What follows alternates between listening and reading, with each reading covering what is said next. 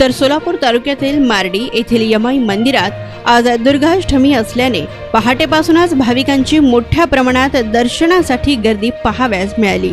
सोलापूर शहरासह ग्रामीण भागातून असंख्य भाविक हे यमाई देवीच्या दर्शनासाठी मार्डी या ठिकाणी दाखल झाले असून पहाटे 5 वाजल्यापासून सोलापूर महानगरपालिका परिवहन उपक्रमाकडून विशेष गाड्यांचे नियोजनही करण्यात आले होते। अष्टमी सुरू झाल्यापासून ते संपेपर्यंत जवळपास सोलापूर महानगरपालिका परिवहन उपक्रमाकडून सकाळ आणि दुपार पाळीत 60 गाड्यांनी सेवा देऊन परिवहनच्या उत्पन्नात वाढ झाल्याची माहिती सोलापूर महानगरपालिका परिवहन उपक्रमातील अधिकारी मुख्य वाहतूक निरीक्षक सतीश गुंड यांनी लोकप्रधान न्यूज चॅनलशी बोलताना दिली।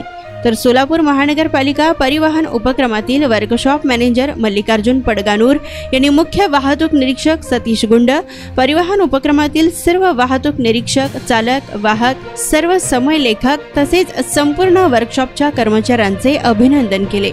यावेळी त्यांच्या विशेष सहकार्यामुळे उत्पन्नात वाढ झाल्याची माहिती वर्कशॉप मॅनेजर मल्लिकार्जुन पडगानूर यांनी लोकप्रधान न्यूज चॅनलशी बोलताना दिली। नारायण घंटे, लोकप्रधान न्यूज, यमाई मंदिर, मार्डी।